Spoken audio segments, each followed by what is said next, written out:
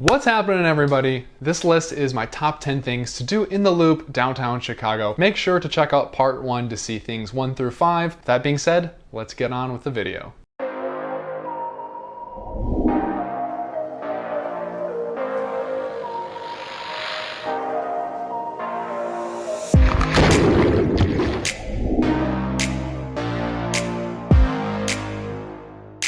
Now, the Loop of Chicago is technically the downtown area, although there are many other well-built up areas just right around the corner and even further spread out. The Loop is categorized by being cut off by the Chicago River, which divides it to the west and the north. The lake divides it from the east, obviously, and on Roosevelt Street to the south, dividing it between the Loop and the South Loop. So everything on this list is going to be in that geographical little territory called the Loop. Now, the last few things we've been talking about are amazing things to do if the weather is permitting, but as we know, or maybe you don't know, Chicago doesn't always have the best weather, so what should you do if you cannot go outside?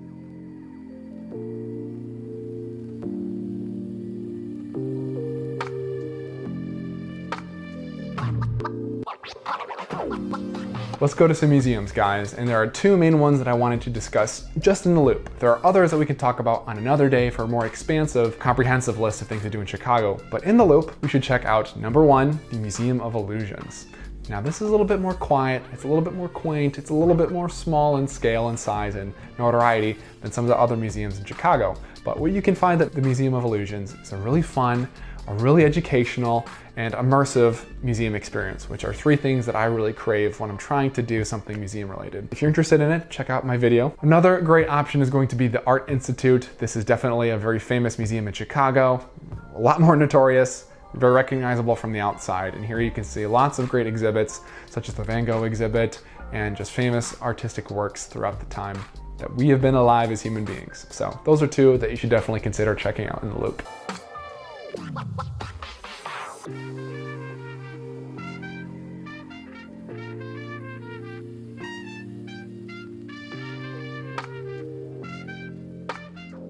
Now, if you're not a huge fan of paying a little bit more money than normal to see some art on display, you're in luck, because the next thing on my list is a really fun sort of scavenger hunt, which is going to be to wander around the city and try and find a bunch of different displays of public art, because there are a few.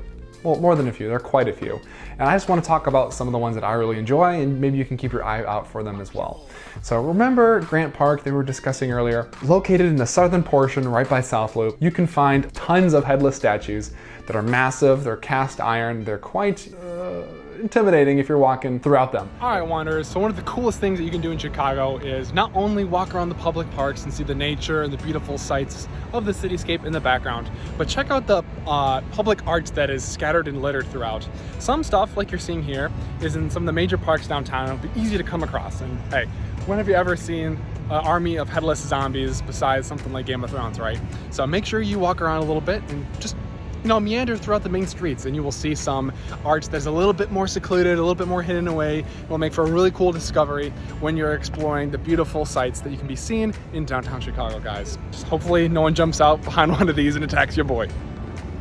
Oh. But either way, this is going to be called Agora, and you can see this in the southern part of Grant Park. Really cool and very unique to see. Some other ones that you can see littered throughout the city are going to be an untitled work by Picasso. We're going to see another piece by Joan Miro, I believe. I'm no art connoisseur by any means. And then you can also see the monument with standing beast that's located on Randolph, right by this really impressive building that we'll talk about a little bit more with, you guessed it, other things that we're going to do on this list. And also, keep your eye out for the Bronze Cow. It's located sort of by Millennium Park. Kind of cool, not insanely cool, but definitely worthwhile to just give them a little tap if you can. On to the next one.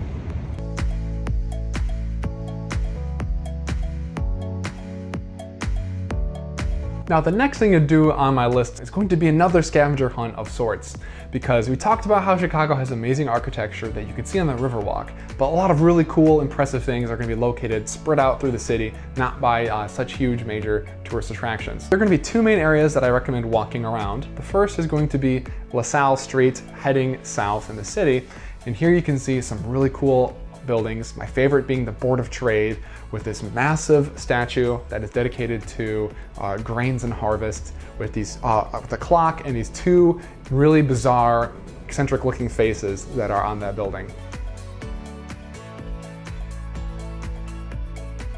Around this area, you can also see a federal bank, which has really massive Greek-style pillars. You can see the Rookery building, which is created by the famous architect Frank Lloyd Wright. So here's just a few in that area. Another area that I think is going to be really worthwhile to walk around is located right across from Millennium Park off of Randolph Street. And here you can see really tall, impressive buildings such as the AON building.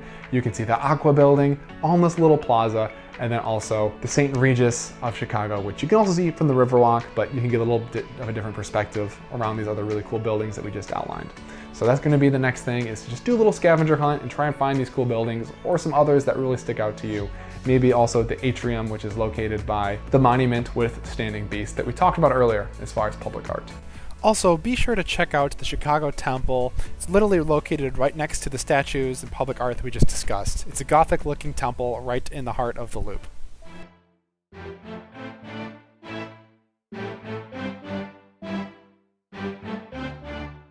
Now we are left with only 2 more activities on this list, and these are by no means things that I just threw in to make it a top 10. These are some of the most important, quintessential things to do in Chicago for many of you that are watching this video probably.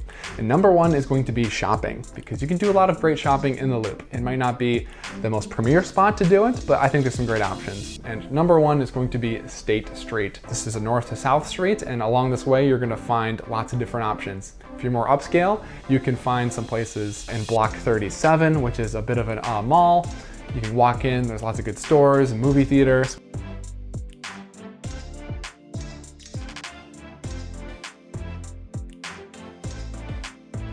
You can go to places such as Express, but if you're like me and you want a little bit more budget, Primark is a great place. It's comes from Europe, and they have a little bit more of cheap clothes.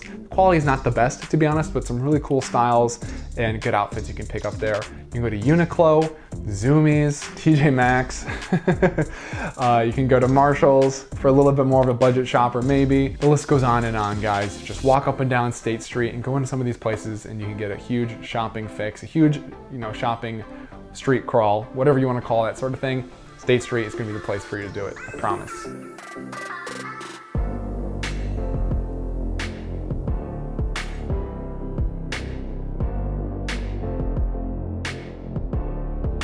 Now number 10, last but certainly not least, is going to be the nightlife and drinking. Turns out downtown Chicago, the Loop, might not be the most happening place for some of the younger ages. Hey, it is what it is. There's still great options, great bars, great places if you want a little bit of a luxurious experience to go out and have a great night in Chicago.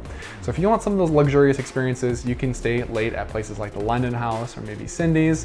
You can go to this bar called Ray's, which is only 3 stories up, but located right along the river, so you have some great views here. And also, if you just want a great drink, again, the Riverwalk, one of the best places for a great atmosphere to get a drink. Not as rowdy, not as late into the night, but if you just want to get a buzz and really feel the great atmosphere that Chicago provides, the Riverwalk, you're not gonna have anything better than that. If you're like me, again, and you're apparently really broke, kind of depressed, no, I'm kidding. You could check out some places that are a little bit more modest. And personally, I really enjoy bars that have more activities and a little bit more of an interesting twist to them. So my 2 favorite places, and it turns out they're located right next to each other, is going to be Flight Club, which is a bar that also offers food, and you reserve a little booth for you and your friends or whoever else to play darts. And they have a bunch of different games, so you don't always have to just play the normal version of darts. You can have a little twist on it as well. It's a lot of fun to play and just kick back a few drinks and get loose.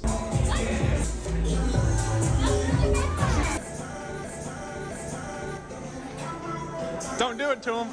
Don't do it. I want to do it. And my ultimate favorite is going to be Ace Bounce, located just next door, which is sort of an underground ping pong club, it turns out. Really cool atmosphere, really nice people, great prices, and you can get lots of different drinks and food to accompany you while ping pong balls are flying across the hall, hitting people in the face. The servers, I'm sure, have some horror stories of, catching a ball to the face, but it's tons of fun.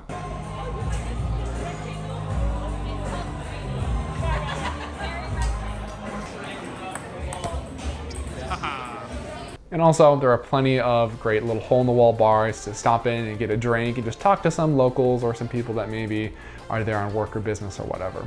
So those are going to be my options as far as drinks and nightlife just in the Loop of Chicago. So those are my top 10 things to do in the Loop, downtown Chicago. Keep in mind that there are so many more things to do. Even if you just cross the river a little bit either direction or go a little bit further south into the South Loop, I'll be making a video in the near future with more expansive idea of downtown Chicago and some of the other great things that we've missed out on this list just because of geographical limitations. So what do you think of the list, guys? Is there anything that you might want to implement into your itinerary? Is there anything you think that I've left off? Or do you think that my list totally sucks? I'd love to hear your opinion and anything else on that matter. So please leave the video a like if you liked it. Click subscribe if you want to see more travel, planning your vacation, or just Chicago related content in the future. Hope you liked the video, guys. Make sure to go to Chicago and spend a lot of time doing these things in the Loop. That's all, everybody. Peace.